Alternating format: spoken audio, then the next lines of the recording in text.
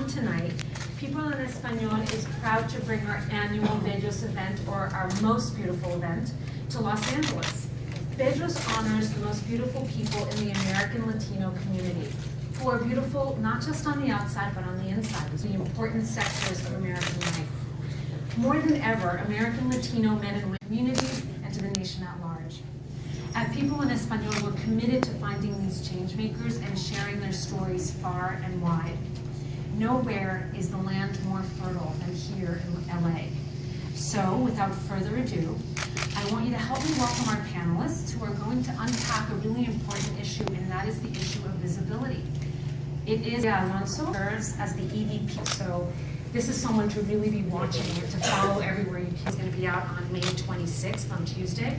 Alonso has become an important leader. Please help me welcome Victoria, an animal rights activist.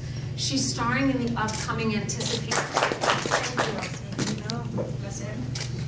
And now we have Rachel Miller. She's the founding partner of Haven Entertainment, a managing and production company based here in LA that produces award-winning documentaries, feature films, and television shows. She's also the founder of Film to Future, a nonprofit creative and technical filmmaking program for at-risk and diverse students between the ages of 14 works with are here with us tonight, and they're in the second row. So everyone make sure you're a real union on BET's Being Mary Jane.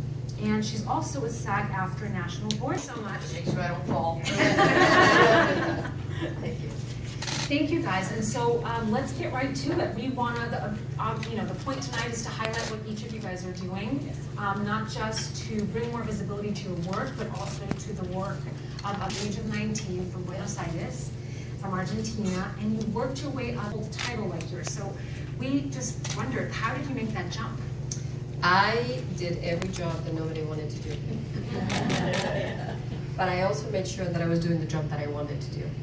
So the times that I can look in my career where I jumped from doing what I wanted to do versus what somebody else asked me to do, I realized that I combined the two, and that's part of the compromise, is especially for the second row. There's got to be something in it that you want to do it, and then you get to do what they want you to do. When President Feige asked me to be a part of the studio, I didn't know how to be a studio person. To this day, I think I'm still trying to learn it. But I am a producer at heart, and I said, okay, I'll run it, but I get to do what I want to do. So the combination of the two, that's the future. It looks bright, by the way. Don't do everything they want you to do if it's not who you are. Good advice. That's great advice. Yeah. Because any of these women will tell you that this town will try to make you into what they need you to become. Writing them. I hope soon, because they're all here. But in years, what do you think we're talking about? Because there's another point of view that we have to go every rung, which I don't believe is true, because I know that the world doesn't necessarily work that way, where you have to have all the expertise before you're in a position of leadership. So, I mean, sadly, I'll tell you why, and I'll be specific. I think we're probably 5 to 10 years away, and I'll tell you that because I just went through staffing season, which is when you try to get writers on jobs, and I kept getting calls saying we need upper level diverse women.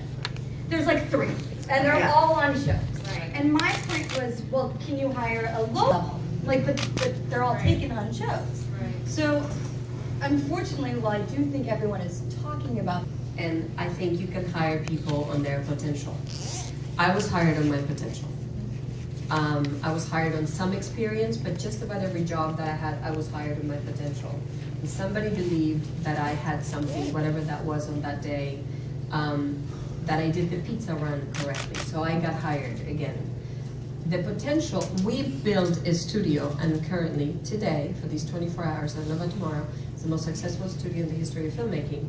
So, we were hired based on our potential, because Lou, Kevin, and I had not done it before. We had not run the studio, we had not done what we were doing, and we have built it, and everyone alongside that has come to us, with us, a lot of the people that we had did not have the resume in order for, so I'm saying to those of you out there that are hiring, for all of you that are printing this on social media, that earlier is so important. that we really, and Rachel said this too, we really need to start this in the schools. Yes. Because these kids, these young people, and I'm sure my son can be a witness to this, that they don't know.